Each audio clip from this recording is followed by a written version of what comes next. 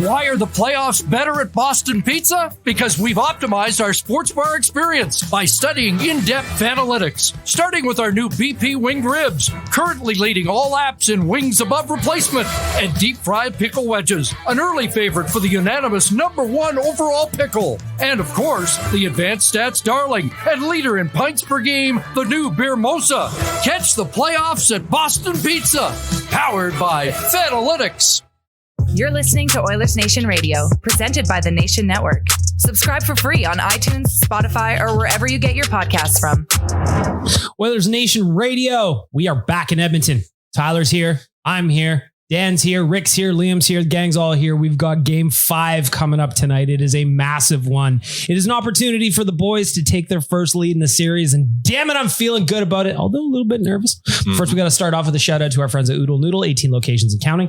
If you are in Edmonton and you want an Oilers Nation sticker for free, pop on in there. Get yourself a Tokyo Glaze, maybe some spring rolls, maybe some green onion cakes, deep fried wontons, maybe some deep fried wontons, General Sonny's chicken, maybe some General Sonny's chicken. Then ask for some stickers. Yeah. About it. They have deep fried wontons? And they're so They sure do. That sounds amazing. They're fantastic. They're very tasty. They are lovely. And A nice crisp. I like how Liam got a new coat for his birthday. Happy belated birthday to Liam. That is a nice coat. It is. But it's so bloody hot in this office, but you are so committed to rocking that new coat. You haven't taken it off once. Oh, you're just lucky I didn't wear my Evander Kane jersey with it too. I would have been sweating buckets all over this place, but it's a nice jacket. It's a really nice jacket. Thank you to Sports Closet, who I don't think sponsors They gave you the present. They gave you a present? Yep. That's awfully nice of them. Yep. Thank you. Fantastic to the people. men Wow. down there. Also got some new socks for my birthday that were Oilers themed. And my sister and her boyfriend got me, funnily enough, another picture from Sports Closet. Just a big themed birthday for me. Do you have a discount over there? They just drop your name and it's 10% off? It was like a canvas of Connor McDavid scoring against, I think it was the Bruins. And it's pretty cool. It's like a paint canvas. Are we going to see that behind you in future broadcasts from your home studio? I think I'm going to try and figure out how I can bring that in and the signed Dustin Penner jersey into both. So. I have to make all that work. I know, I've noticed you don't have the socks on though. No. You know it's game day today, right? You know it's game day though, right? I'm surprised you're not wearing something on your feet. Buddy, I'm not even at work yet. I've got the attire ready to go. It's getting pressed. Well, it's ready to roll. I wear my Puljujarvi jersey on game days. Still full of supports us respect. in a great way. I've worn it in game 2 and game 4. So Weather's not appropriate for those shoes though, by the way. They know what's the common denominator in that. An epic victory royale. Well, then we need you to wear it again. I'll be wearing it. It's the only option. Yep. Tyler, what is the delicious debate for our friends at Oodle Noodle? Now that we've wasted roughly 3 minutes of everyone's time. You were late. Yeah, you were 8 minutes late. And I'm also pulling a Jay Down and I'm eating a poutine while we do this show. Jay Down eats a poutine on here? Usually a salad. Yeah, I was going to say. Anyways, the delicious debate today for our friends at Oodle Noodle. Ooh. Evander Kane, Zach Hyman both got off the schneid in game 4 and delivered meaningful moments for this team. Which Oiler do you want to see get off the schneid in game 5? Nugent, move on. Okay. And a big shout out to Boston Pizza and all our other sponsors. Thanks for tuning in, everybody. No, but for me, it's Nuge. Like, he's had some shots. He's had some looks. He's got the shot. I need him to get a goal. We're going to get a Nuge game. And there's no better time for it than tonight at Rogers Place in game 5. Dan? It's time for Kailer Yamamoto to shut up some of his haters and doters. Like that one. I'd like to see Yamo. I still believe that Yamo does the right things away from the puck. I've always believed that about his game and that it just doesn't seem to work. And I believe that was the case for the other guy that we sent out the door as well, Jesse Puljujarvi. But that's neither here nor there because Kailer Yamamoto is with us. And so I'd like to see him be our playoff performer. I was going to say, someone in the chat today said, Yamamoto is our new Jesse Puljujarvi. Yep. And I basically told him to shut up. Because we don't need to put any of that negativity on anyone like we did with Jesse when he was here. Like I just said, he's already been supporting us through the playoffs. Yamo, it's as if like scoring goals is the only way to be effective apparently in a playoff game or any hockey game. There's a reason he plays by Leon Draisaitl. It's probably because he quite enjoys that he goes and hunts pucks and gets them to him. The thing that just kind of confuses me is how like there's all these people who are staunch supporters of Jesse Puljujarvi. right? They wanted him in the top 6 more, even though he didn't score, because they liked the things he did away from the puck and all that. Yamamoto does the same thing. And it's almost like these same people are like so mad that Puljujarvi's not here anymore that they want to hate Yamamoto. Yeah. It's like, I mean, even at their worst, you could argue they're just the same. So I don't know. That one can you know what the difference is though? Is they're not arguing with the player. They're arguing about the MSM on the other side, arguing against them. This has nothing to do with the player itself. It has to do with showing up the Spectres or the Maddies or the whoever else that was said the player they thought was good was not good. That's all it is. It's pretty obvious, but the real answer is I don't give a shit. Just win the damn game. Well, I mean we'd have a pretty boring show if that's how we wanted to take this. I'll let the first 2 answers come around the corner here. You know what? I think it's going to be someone tonight. I just feel like, you know what, this is going to be a Connor game tonight. And I know I know there's been nothing against Connor. What has he got? 6 points in 4 games so far? Yeah, but 3 points last game. Doesn't have a lot of 5-on-5. Make a power play regular season. This is just one of those games, I think, where we saw it last year when he did it in game 7 against LA. He did it in game 5 against Calgary. This is going to be a Connor McDavid game tonight. I like that. Tyler, what do you got? Well, this was our Labatt Canada Budweiser cooler question on Oilers Nation every day. So you took a swing at this already. Yeah, I did. But I wanted to hear your guys' answers because the Yamo one isn't one I discussed at all. And I thought we kind of took every name off, but that was a good one. But I'll throw this out to you guys as my answer. Is Stuart Skinner an unfair answer for this? No, that's completely fair. Like, I think him having, like, he's been average, I think, is like how we'd all describe it. Average. If he's good today, boy, that's probably more meaningful than a potential good Nuge game or a potential good Yamo game, right? I'm looking for Stretch Stew. Yeah. Stretch Stew. I need that guy. I want that guy. I can see that guy. I can visualize it, Tyler. Yeah, I can't look at any goal and say that was a bad one, I don't think. Yeah. You can look at a few and go, it was saveable. But are you looking at the goal per se? Or are you looking at everything in general? Go, that one sucked. We were up by 2, now it's 1, or we're up by 1, now it's tied. And that sucks. But I think if you take every one of his goals and put it in a vacuum, I don't think you're overly upset about any of them. No, not at all. That's why, the whole pulling, being around some people, they thought, get Campbell in is almost like it was a negative to Skinner, but I don't think it was. It was more of a wake up. No, that was a shake up. That's the shake up the team. Yeah, like, so Stu's I'm back in that tonight. Yeah, so I'm really glad to see that Stu's back where he should be tonight.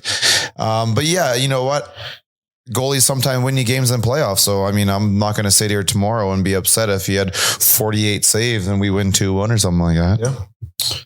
Liam, what you got? Can you repeat the question just in full before I give my answer? Because I want to give a different one from what I said on Oilersnation Every Day. After Kane and Hyman got off the schneid and stepped up in game 4, who do you want to see step up in game 5? Okay. So my answer, just to try and be different, I am going to say Desharnais. I know it's kind of a different approach. He's obviously not going to score, but we spoke about this. You never know. If he gets in his office, he's dangerous.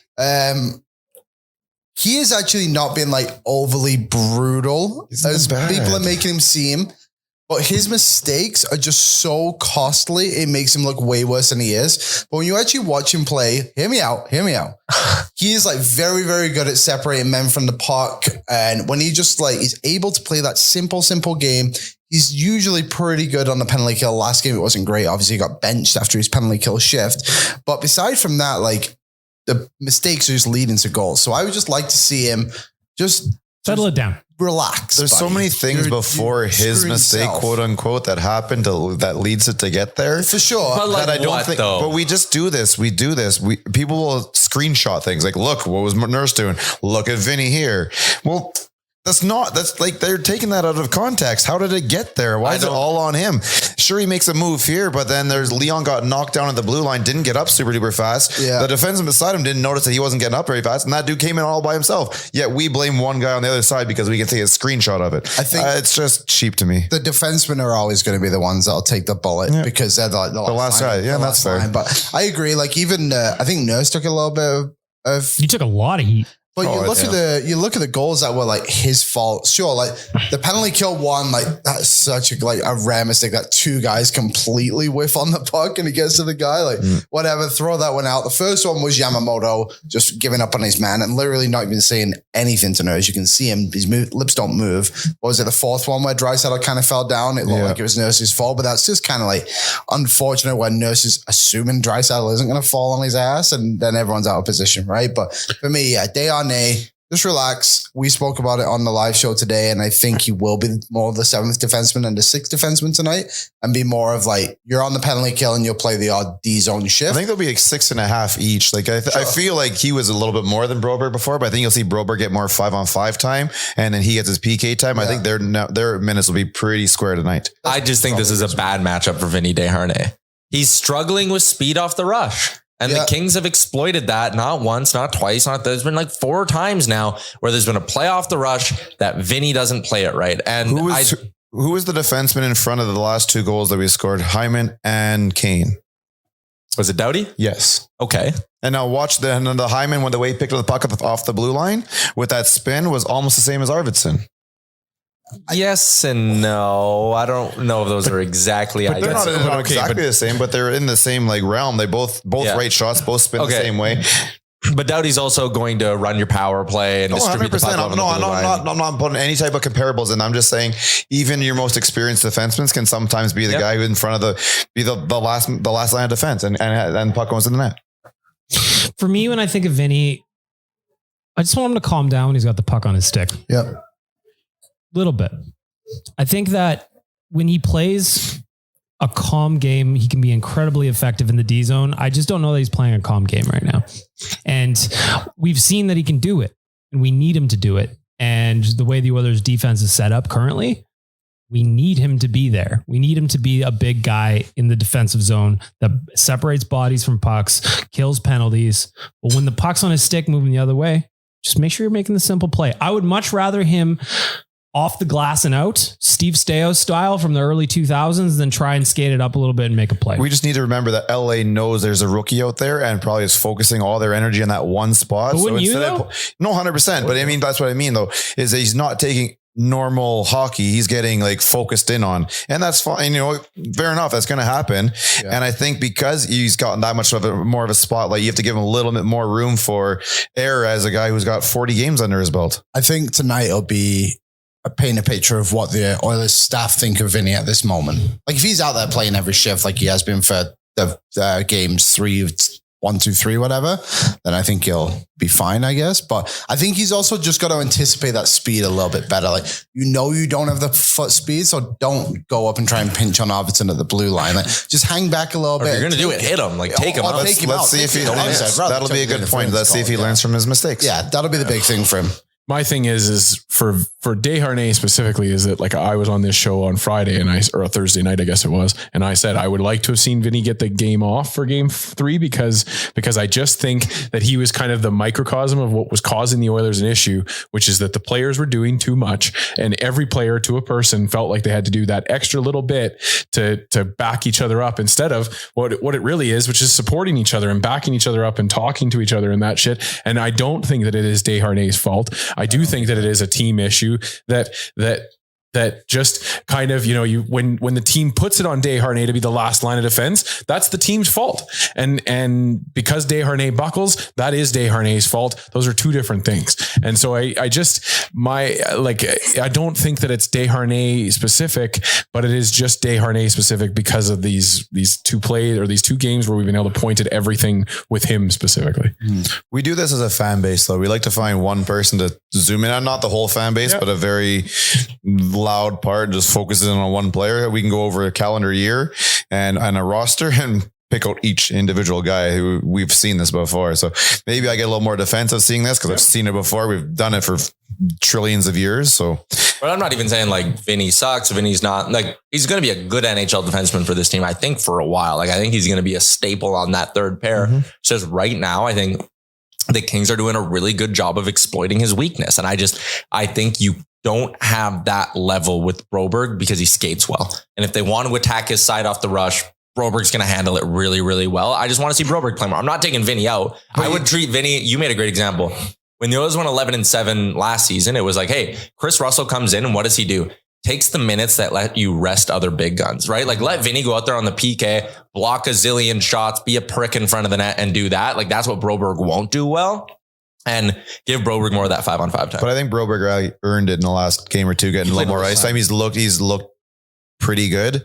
That I think there's that confidence now. You'll see a little more. And it comes down to the coaching now. Yeah. You know what you have out there. You know what the other team is doing, what they're focusing on. It's time to adapt and see what you can do. If you have a player that you'd like to see step up, make sure to hit us up on socials. ON Radio Podcast. I'm curious. Me too. I'd like to know. We all see it a little bit differently, you know? Maybe you say Connor McDavid. Maybe you say, Connor, I need you to do more. Remember when people were saying after game 1, they thought he was hurt or something like that? Yeah. He's casually has 6 points in 4 games, 3. But again, it goes to 3 like that points thing. the last game without really doing his noticing. We also, as a fan base, we don't ever give credit to the opposition for anything they do ever. My favorite thing always our fault is how McDavid or Draisaitl can have like 2 bad games. And all regular season we did this with Draisaitl. He's probably banged up. And McDavid, for the first time this season, had like 2 slow games in a row. And we were all like, well, he's got to be hurt. There's no way he's just What do you have for points in those first 2 games? I think just 1. Was it 1.2 games? Yeah. 1.2 games. We're like, oh, that's it. There you go. Probably hurt. Probably his whole ACL blown up. He's probably on a peg leg. There's no way. He might not even have a leg. Yeah. No, he got it. There's no way the other team just played him well, and maybe he got some bad luck. He's had like 13 shots on net doing this. We were like, gotta be. Will he ever play again after this year? I don't know. Not. You just gotta love a fan base that does that, though. We never look outward. We always look inward. You know, it's always internal. We've got to find the solution within. But that's what I mean. Like, there's never a situation where you go, you know what? The Kings double teaming him in the offensive zone probably has something to do with that. But like, wasn't it you said you were at the game and you're like watching from above, obviously a bit of a wider angle than the television, and you can see it as look. There's 2 right there. Yeah, it was game 2. I was keyed in on him, and I was like, oh, they're doubling him up in the offensive isn't that what zone. you're supposed to do at that point? Kind of dish the puck off, and then hopefully the 4-on-3 on the other side takes advantage. Like that's what I'm hoping for. That like having Hyman score a clutch goal, obviously the OT winner, Kane scoring the tying goal with a handful of minutes left. I hope that gets their mojo going. That was not a handful. I was sweating at that point, dude. Oh, buddy, we were all sweating. Holy, that was a rough day. Yeah, for a bit. Yeah, I was in my feelings a few times there. Both ends of the spectrum. It was something, man. It was something. I don't know. Like, it's one thing to be amongst friends and family and common fans and such, and being in that spot. I don't know how I would have handled being in your guys' position at that point. Oh, there's just nothing more deflating than like. Would you rather have been there? Like, okay, so take third period out of it. You can't even talk about third on. Would you rather be there to be down 0-3, then tie at 3-3, or up 3-0 and then tie 3-3? Oh, the comeback's way sweeter. Yeah, the comeback's way better. But like so sitting there, like as the Kopitar goal goes in, and like the crowd just erupts and the horns going off, and you're just like looking at the ground. You're like, oh my God, this is going to be bad. So basically for game 4, it was Jay, Tyler, and myself. Right in front of us was 2 Oilers fans, and that was pretty much it. What kind of pregame chirps are we getting into here, buddy? Was it pretty quiet pregame, or like? No, it wasn't chirps. People are just yelling "fuck you" in your face for no reason. It's like it's not chirps. It was just nonsense. See, this is why I love going away barns. I just feel like there's probably some barns that maybe aren't best for me. When it comes to Nashville, whatever, it's fine. Everyone, I had the one angry lady in front of me. That was fun. She left halfway through the game or something like that, yelling at their crowd over there. I just feel like the LA fans might be a different level. You know me. Yeah.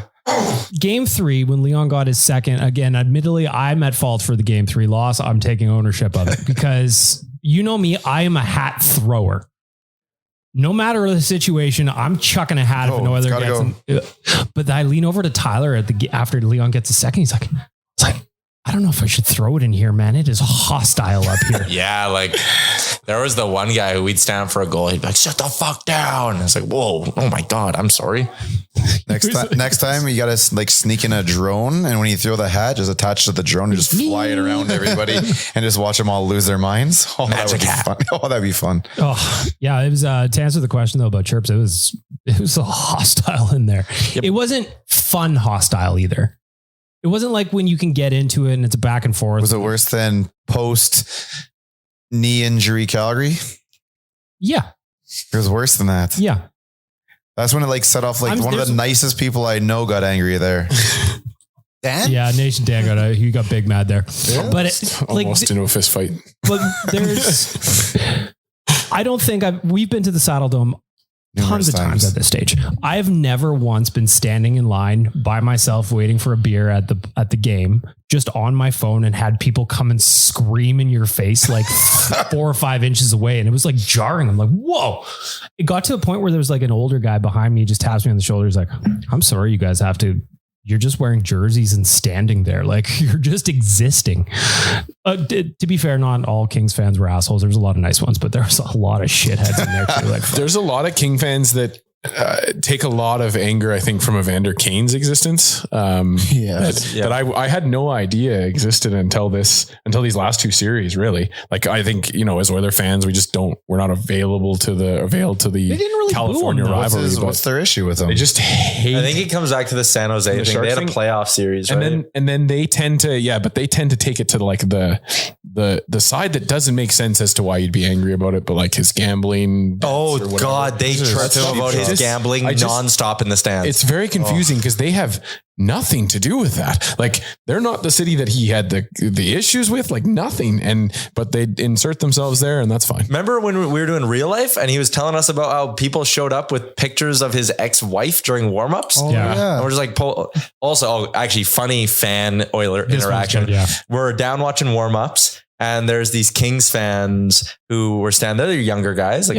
24, 25. And they had a sign that said like, it's time to get pissy. Yeah, time to get pissy Oilers, like Kings in 6. And they're sitting there kind of like looking, kind of not paying attention. And Draisaitl just took a puck and fucking wired it at them. And the kids got so rattled. And you look at Leon just had like a little smirk on his face after. It was so funny. What was Kane's reaction to the whole picture at warm-ups? That was last year. That was last year. I just want to know what did he say? What did he tell you guys about it? And I'm paraphrasing because I don't remember exactly, but it was like he got into him with it. He scored or something, and he got into it with them a little bit, and then the refs came over and was like, "You got to leave it alone. You're gonna get out." And then he goes, "Look at what they're doing, though. Yeah. That's my ex-wife." And the ref even goes, "Oh, that's fucked up." So wait, the ref said you got to stop yelling at the fans? Yeah, he was like, we'll give you a 10 if you don't stop you're kidding me. Antagonizing the fans or whatever. And Evander Kane was like, they're holding up photos of my ex-wife, and the ref, I guess, was like, okay. I honestly, if you want to chirp the player, go right ahead. Player wants to chirp you back,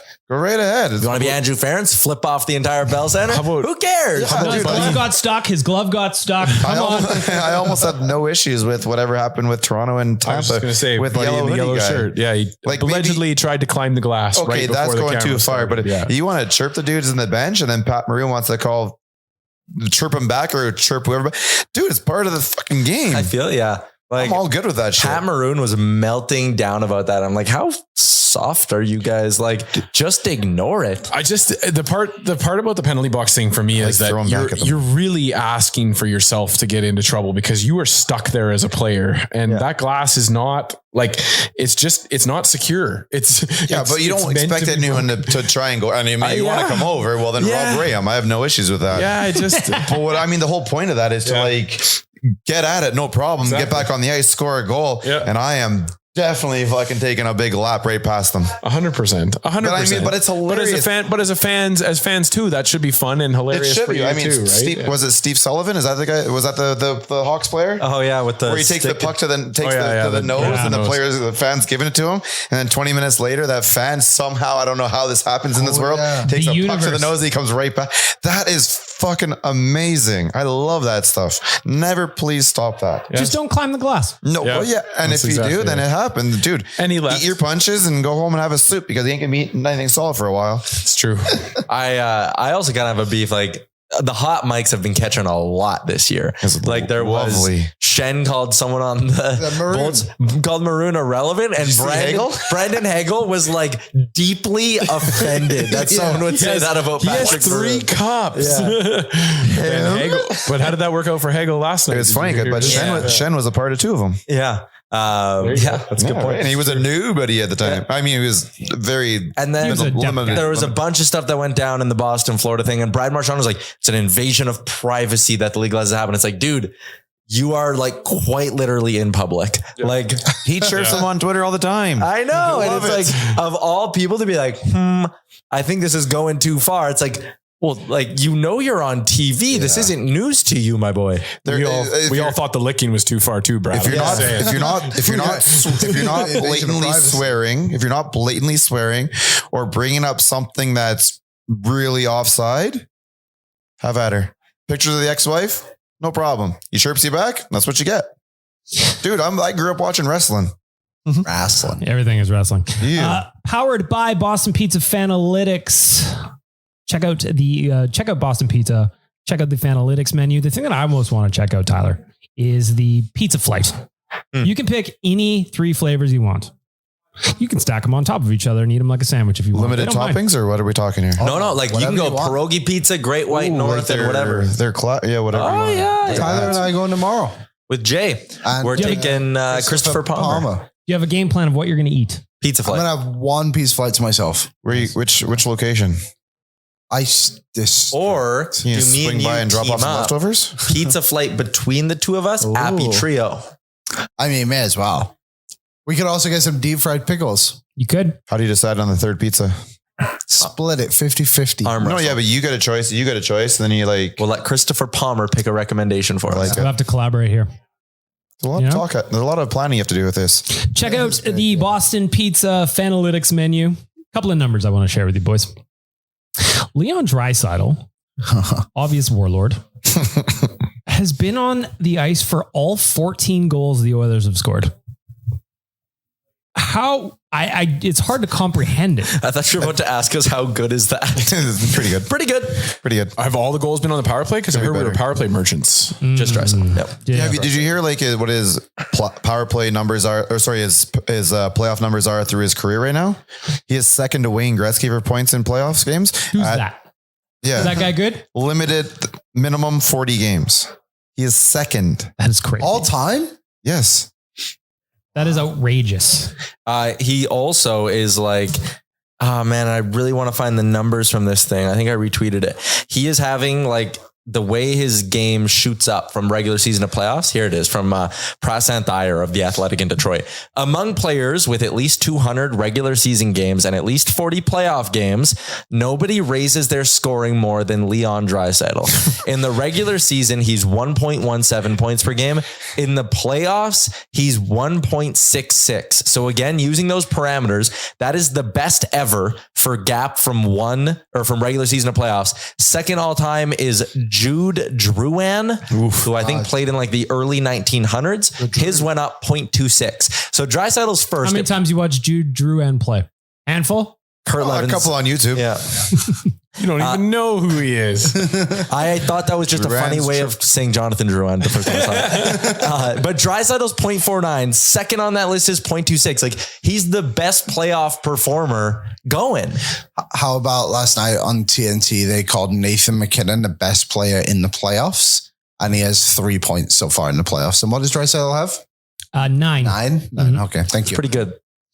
Also, sorry, someone did like one of those videos where it's like the clown thing behind it, and they had to go all the way down the page for Nathan McKinnon and then press page 2 and then go down a little bit further, and he was finally on the list. He was like 77th or something like that this season. And the fascinating thing about this list too, I'm just looking, and it's again the top 20 of regular season stats and then how high your points per game goes up in the playoffs. Like Draisaitl's points per game in the regular season is elite. And then he just goes supernova. All the other guys on this list, or I should say a lot of them, are like, Nathan McKinnon's in there. But when you get to some of the current players, they're guys who are like 40 point guys in the regular season who then crank it up, like Joel Ward, Austin Watson, Jack Johnson, Trent Yanni. That guy. Singer? Yeah. The Banana Pancakes guy? Yeah. Impressive. Great jam. So again, like, it's just remarkable that Draisaitl goes from like superstar to whatever is above superstar, and he still just clears this whole field. It's because he's healthy. His third leg's healthy this year. He's good for stability. I mean, last year he was 2 points a game with that knee injury. Like, it's crazy. Another mention that I want to give for the Boston Pizza Fanalytics menu is right now, Evan Bouchard is averaging 8.5 shot attempts per game. Bouch is firing from the point.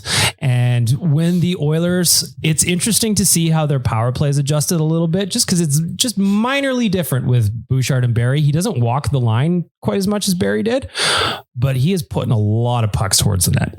Can we cut this part out till after the playoffs, please? Because I don't want to hear the betting. I don't want the betting companies to hear this. It's been quite profitable so far. It absolutely has been profitable. Mm-hmm. Another part that's profitable is Bouchard power play point. I just take point. Oh, but plus 165 on the power play to get a point. And the power play is what, 50% or something like that? Yeah, and he is like almost the heartbeat of it right now. It's kind of whack, to be honest. He's just taking over. I know, obviously, McDavid and Draisaitl, but he seems to be like way more of a weapon because just shutting off Draisaitl's shot. But it's because he has two different options, though. He can bomb it, or he can sidestep you and use that wrist shot. His wrist shot's Like way better. if you're a penalty killer and you're sitting there and you're like, okay, do I go hard at Bouchard? Because you got to respect the shot. Okay, but if I go too hard at him, he's got future Hall of Famer 1 right there, future Hall of Famer 2 right there. Or sidestep me and walk in and make another decision. Yeah, like it's crazy. The power play, I misspoke, 54.6%. That's pretty good. You're a bad. It's not bad. Could be better though. Could be 60. Yeah. After tonight, maybe it will be. We shall see. Again, check out our friends at Boston Pizza, the Fanalytics menu. You know you want a pizza flight. Nobody has a bad time with the pizza flight. Get 3 pizzas, stack them on top of each other, make the most delicious sandwich you've ever had in your life. Here's some stats for you, powered by Boston Pizza and their Fanalytics. At 5-on-5, according to the Natural Stat Trick, the Oilers have outshot the Kings 135-100. They have the scoring chances at 5-on-5 are 136-104. How come the goals are only 7-7? What's the reason here? Is it all goaltending? Is it what? Aren't we having like one of the all-time low shooting percentages right now to start the playoffs? Oilers like generally 6%? hover around 10%. And last time I looked, I think it was before game 4. They're around 3.5 or something right now, aren't they? 4? I'm going to double check. I was going to say, I think Kelly is just capitalizing on their opportunities better than we have been. Yeah, I agree. Oilers need to bear down a little bit more at 5-on-5, but I'm hopeful again, like I said a little bit earlier, like for Kane, big goal, clutch goal. Huge. Hyman, obviously game winner. I'm hoping those boys are feeling a little bit good. They're like, all right, we can beat Korpisalo. We've got the recipe. High from the circles. Shoot. Everywhere. Tonight, I'm hoping they shoot from the parking lot. I hope they're not in the parking lot. They're 14th in shooting percentage at 8.8%. Huh. Who's last? New Jersey. Then Florida. Then Edmonton. And Carolina. Then Colorado. Where's LA? 7th. So need to tighten up a little They're capitalizing on their opportunities a little bit better than we have been. I think Gregor wrote about it this morning in the game notes. I think a big thing here is 5-on-5. Edmonton needs to get going a little bit, but they also need to get some more from their PK. They need to just kill off first of all, stay out of the box as best you can. I know that's impossible with the refereeing in this fucking series, but like we need to get some clutch kills. If you watched it, 100%. Terrible. Mm-hmm. Terrible. I saw that on Daily Faceoff Live. They were talking about that the other day. There was some just Felino's 2 penalties. Oh, good Lord. And that was the same officials from game 3 of our game. And that dive on Barzell. Just brutal. I think it was on the radio. I can't remember who said it, but the game might be just getting so difficult to officiate correctly. Like it's just so much quicker now. But yeah, I know. It's like, it's always so easy to say. But okay, I got to ask though, the hit on Bouchard, why is that not 5? I agree. I agree 100%. I think that's at very least 5 automatic and then go review it. And they've been doing that so much. I know. And some of the Cale Makar thing that he got suspended for. But like, slap on the wrist. One game, are you kidding me? And then they reduced it, and now he's suspended. Like, but Bouchard took it right in the numbers. Blind too. Like McKenn looked over and saw McCall come in and still got suspended. They don't play it full blast. Where does the whistle go off in that one? Because the puck goes over, hits the glass. I didn't see it live. Every replay on TV right now is in slow motion. It's like, showing it real. Yeah, it really doesn't make sense why Kempe wasn't given a 5 for this. Like, it makes no sense at all. Other than the fact, if you're going to use the whole, it's the playoffs, it's overtime. Sure. We hate it. Sure. But then I'm going to go backwards and we're going to have another fucking issue. Yeah. And I don't know. I think that was way worse than the McCaw hit, which got a game today. Is that? Do you guys agree? Just a game. 100%. But they're suspending based on. I was going to say the fact that McCann is now going to miss game 5 is at least going to miss game 5. So I get it. But can you run your league that way? No, because you don't know. But that's the way that the league has been running for a while. So if Bush gets up, skates off, and walks down the hallway, is it then 5? Okay, but also just a little small note too. The fact that Bouchard couldn't come on the ice for the power play, like it's his fault that he got hit from behind. Again, we're saying that this is a league. But then he's injured, but not injured enough. Then at the same time, game 3, there was a sniper in the building that took out Arvidsson, and he, one of the greatest flops I've ever seen. He lays on the ice, then goes down the tunnel, then comes back over the power play. I think he legit hurt himself when he jumped. I think I hope he did, because that was embarrassing. And I just I know everyone's gonna be fans, homers and stuff, but personally, I've had someone around us that's been relatively down the middle and been there and seen it and is still agreeing with a lot of the issues in numerous series that officiating has been absolutely terrible. The Kings are just doing the Kings had 0 embellishment penalties in the entire regular season. So they to me it's a shift and it's impressive. He throws his arms around like a cheerleader. I was going to say pom-poms in his hands and put on a video on the Arvidsson dive. Doughty was the reason I think that I thought he was doing jumping jacks for a second. Yeah. So I just I don't know. I feel like this is where hockey is heading the way of soccer, and I know that that's alarmist language, and everybody says that way.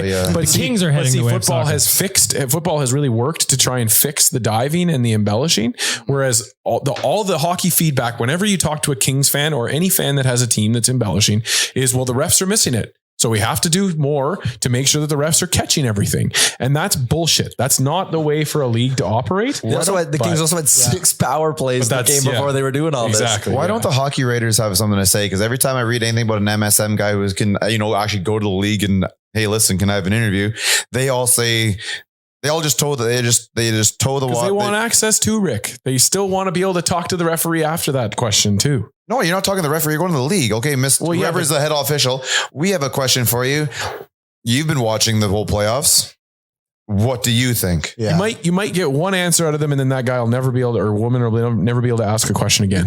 That's part of your job, though. I know, but that's just the way the league operates. Yeah, I just feel like there's too many of them out there just backing up the NHL for no real reason. They're afraid to do the journalistic side of things because the other side, the fun side, is so incredible. There's one thing I would like to see the refs do a bit more, just outside of obviously the penalties or whatever, but some of them just don't explain what's happening when they talk to the crowd. Last night in the Seattle game, I thought they actually did a pretty good job of when one of the goals was called off. He's like, goalie's pad was interfered with on the goal. It is a no goal. It's because it's Seattle. You got to teach the fans what hockey's about. True. But it's just in the NFL, they do it. They're like, whatever. Right. And then the NBA, I think, does a pretty good job too. And even in soccer, they don't stand up there on the VAR. Yeah. But afterwards, there's always reports that come out, or the referee will come out and talk to the media himself. And you know what? And I know it's a much smaller league, but I've really enjoyed watching the XFL, how they handle that stuff. There's a camera in the room and you get to watch the discussion from the head official, watch the TVs. It's very blatant. It's very out there. It's very open, but I just feel like there's such a secrecy in the NHL that I don't get it. Before we move on to the Game 5 preview for tonight, I just want to give a quick thank you to AMA Travel. Tyler and I were down in LA with Jay this weekend. All because of AMA Travel. The trip came together very quickly, but successfully because of the work that AMA Travel does. So if you're doing something this summer, even if you're just sticking around, Tyler's doing a golf trip around Alberta this year, and AMA Travel is going to help him figure it all out. So you can just get in the back seat with him or what? Yes. Okay, cool. I'm going to sleep in every bed Tyler's ever in from now on. But you need your clubs will be on your lap. There's only room for one. Not taking the truck? Oh, maybe I should take the truck.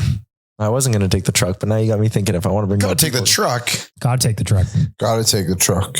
Gotta take the truck. I do love my nation truck. There you go. Seems like everyone here while I was gone in LA was having fun with it too. I look at it, it's parked at this place, parked at this place. Did anyone fill it up with gas? Jeez.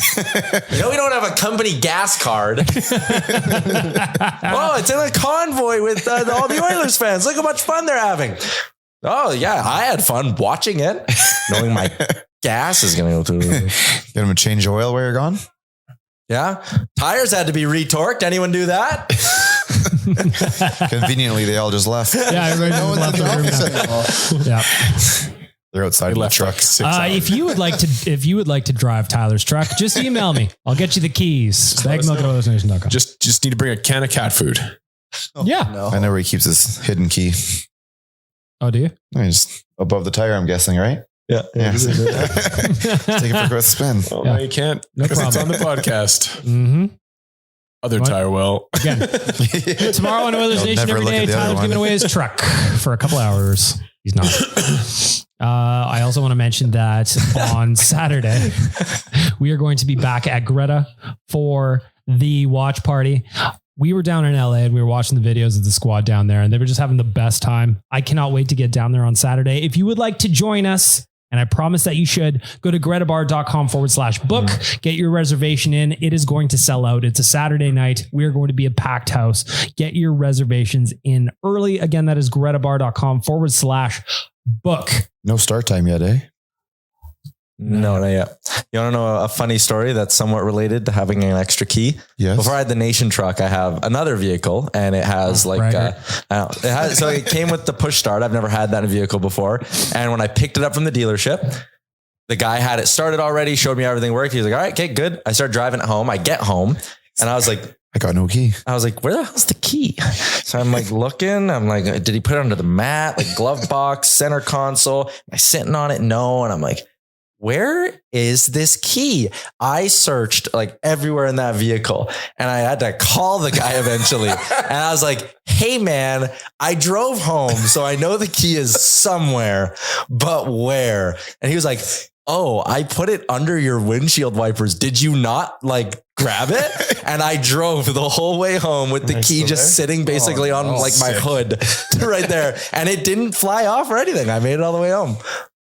There you go. There's a fun shout out to one of those companies. I don't know, is that sticky keys good or sticky paint good? Something. That makes me wonder, has anybody here ever done that where they've lost the key like in the middle of a drive before? That happened Car just shuts off. Yeah, hey, Car does stop, it? go.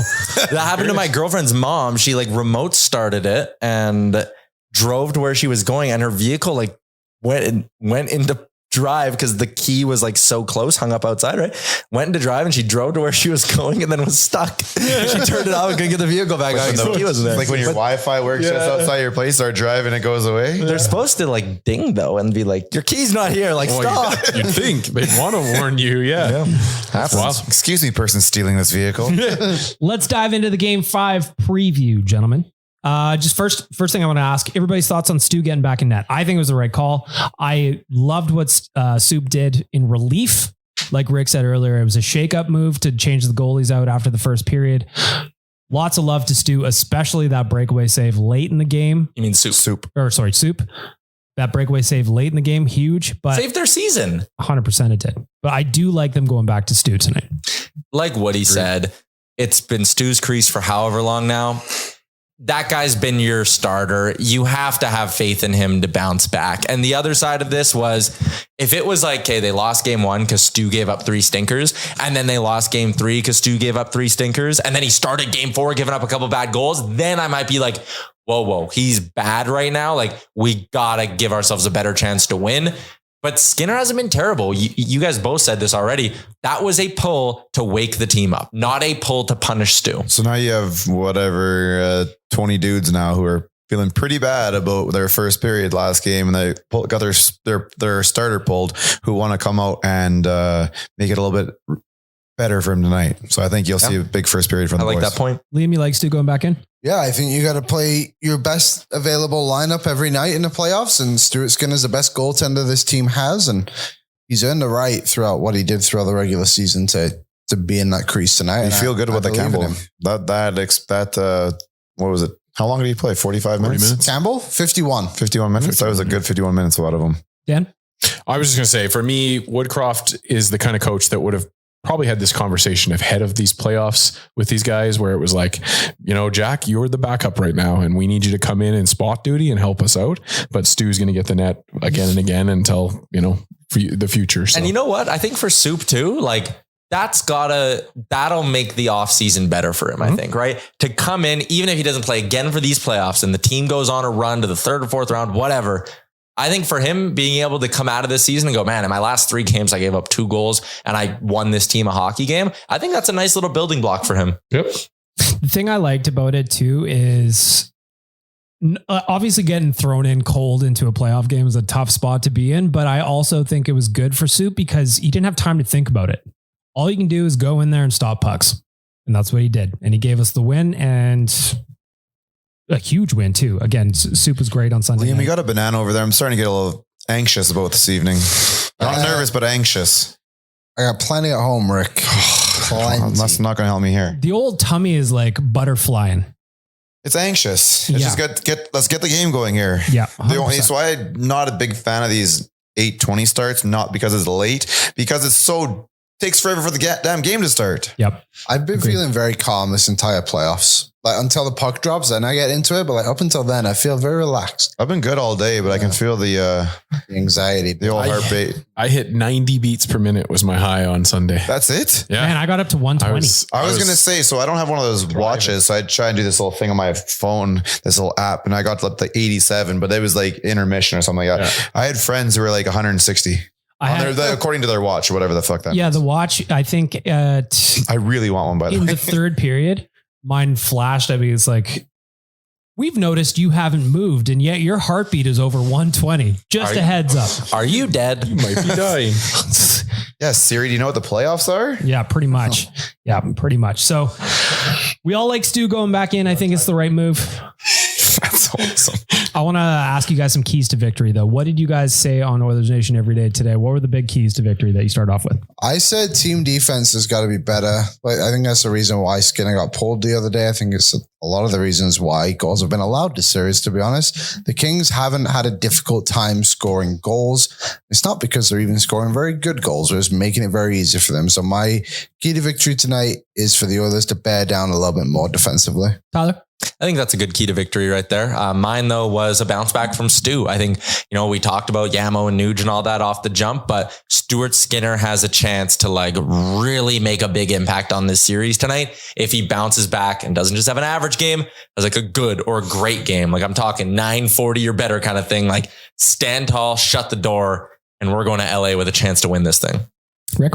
Take that goals 4 on 5-on-5 and make it look like the rest of the stats are on 5-on-5. We looked at it and they're leading this in 5-on-5, leading this in 5, leading this, and then the goals are tied, right? You go out there, you win the 5-on-5 game, do it as well. You've been handling the rest of the game. This will be over. Dan? I think that goal by Zach Hyman last night showed me that Korpisalo is breaking and they just got to keep getting the pucks on him and we're going to break through here. So I would like to see them just pepper the net, get 15 shots in the first period again. And I know that that's what they've been doing, but I just think keep it going because Korpisalo can't keep this up. No, you're right though. Cause if you remember in the third period, I remember one of the announcers saying that it just feels like the Oilers are putting everything towards the net right now. Yeah. And it just forces him to make quick moves. And that Hyman goal was not anything really to write home about, except for the fact that Korpisalo wasn't ready. Yeah. Feed off the crowd tonight. Yeah. One thing I can say about being in LA over the weekend was the crowd was into it, even if it didn't make sense when they got into it. But you could tell the Kings kind of fed off it. And when the Oilers came back in the second period, it got very quiet in there. The Oilers, if the crowd can keep it going all night and the Oilers can feed off it and play their game, I feel good about it tonight. Is it comparable to our building? No, not close. No, good Lord. No, it's not close. Well, it's funny because you hear all the LA players, we fed off it. And somebody's like, what's interesting? I mean, I'm just curious to see how loud it actually is. Also, very underwhelming pregame video. Dude, fans, you got to make it as hard as possible for those guys to play here. Yes.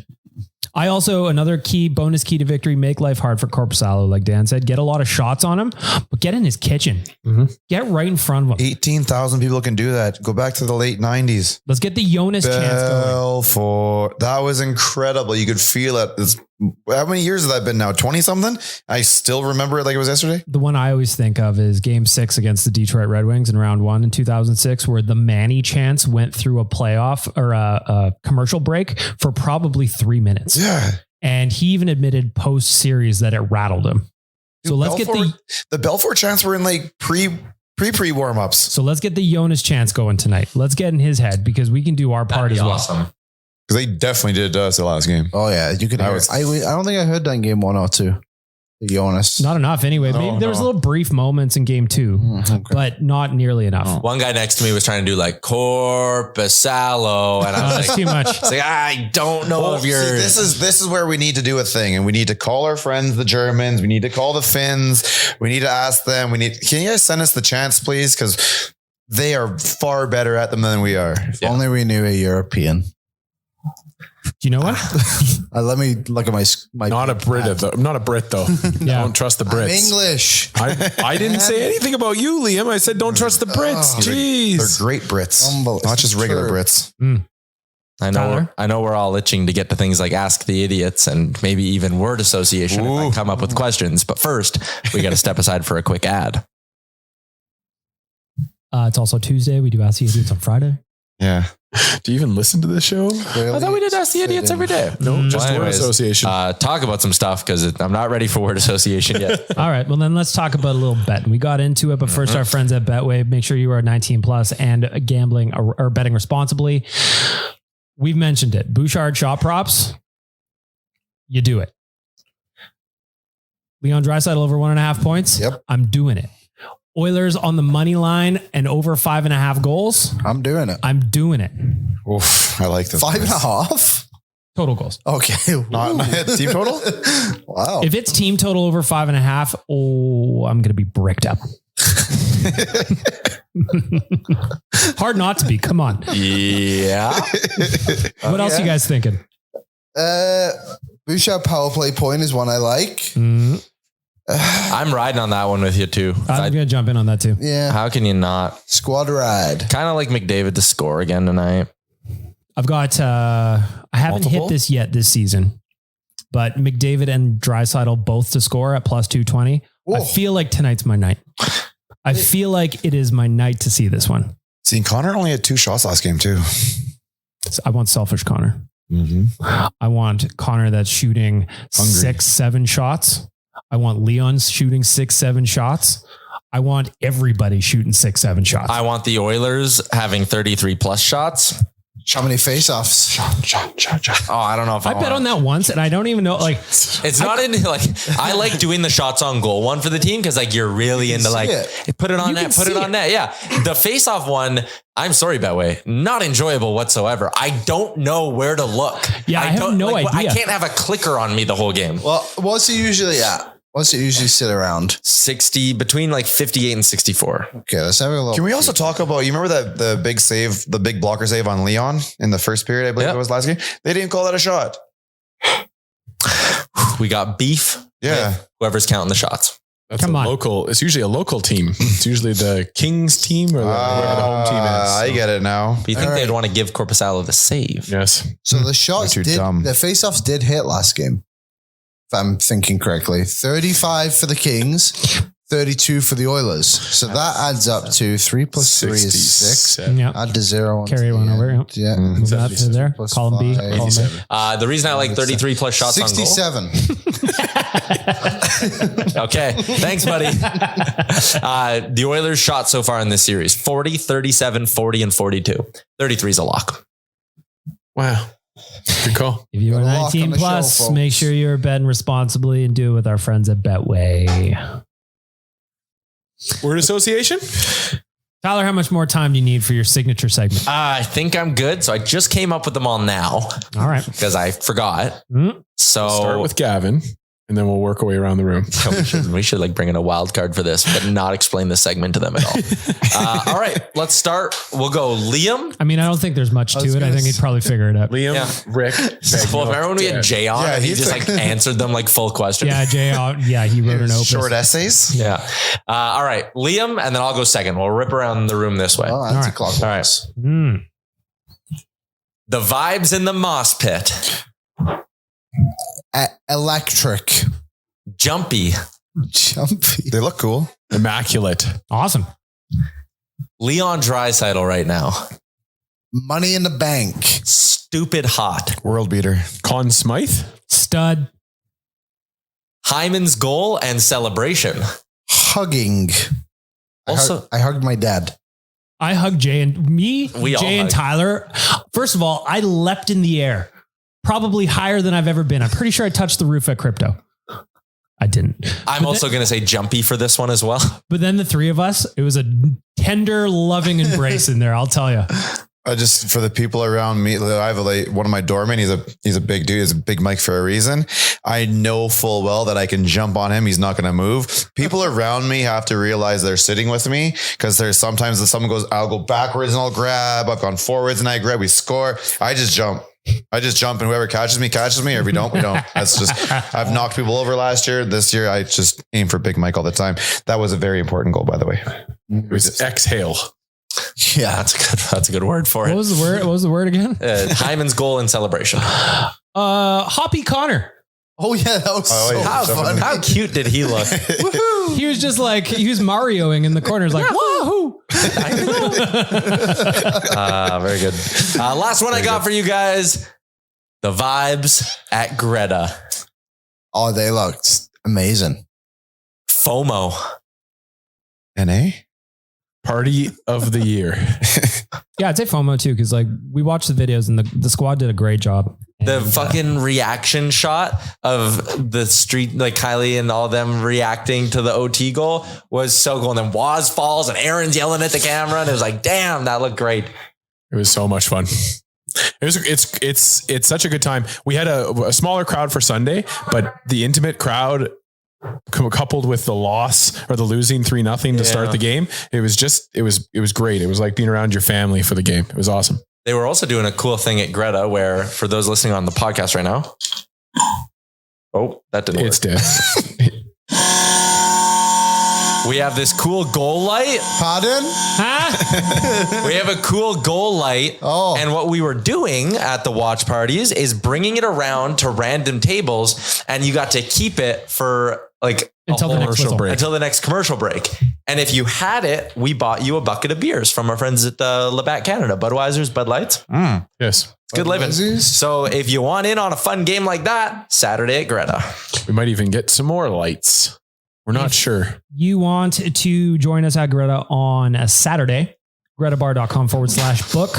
I promise you that it will. I'm not using that light though. Smash. Oh, it's fine. It's just a little Oilersnation logo. gretabar.com/book. Join us on a Saturday. I'm very excited. Tyler will be hosting that one. Whoopsie daisies. We broke a sign. We'll fix it. I will bring in a hot glue gun. Yeah. I have a hot glue gun too. I could bring mine in. I'll bring my toolkit tomorrow. Everyone who's got a hot glue gun, bring it in tomorrow. We'll fix up the signs. If you're listening to this podcast, please bring your sign or your podcast your hot glue gun. You can bring your podcast. Bring whatever you want. I'm rattled for smashing this sign. I'm going to hold it like this for the rest of the episode. All right, boys, let's wrap up the podcast with a little score prediction for tonight. Game 5, I'm locking in a 4-2 win. I got it in game 2. I'm going to get it again in game 5. Power play empty net 5-3 epic victory royale for your Edmonton Oilers. Thank you, Ryan Nugent-Hopkins, for your 2-goal performance tonight. Oh, you're going to get me all bricked up. I'm going to agree with that, but I'm going to say 5-1 Oilers with a pair from Nuggy. 5-2, and it's the elimination game on Saturday. Let's go. 4-1 with a Connor McDavid hat trick. Wow. That'd be nice. Oh. Again, if you're listening to this right now, if you're going down to Rogers Place tonight, let's get the Jonas chance starting early. Let's get in his head immediately. And if you're the Oilers listening to this, please come out and just own that first period. And also, if you're not even in Rogers Place and you're just around, just start yelling it so then it's in people's heads. Yeah, like if you're driving around wherever. Oh no! Just have your windows down. I'm gonna do it all the way home. I'll do it. Let's get it. Do we care about Calgary getting a new arena? Who? Okay, just wanted to. Are we giving them Rexall? Is that how they got it? No, they can have so the Wranglers get a new building. Is that what you're trying to say? It's awesome. Wow. You don't normally build a new rink for your AHL team. You know, I'm sure. Well, they got the Roughnecks in there. Mm-hmm. Oh yeah. And you got the Hitmen. You got to look after that lacrosse team. So yeah, you got three teams in there. How about 3 professional teams in there? Sorry. Aaron was telling me, who produces Canucks Conversation last week. What's the Canucks?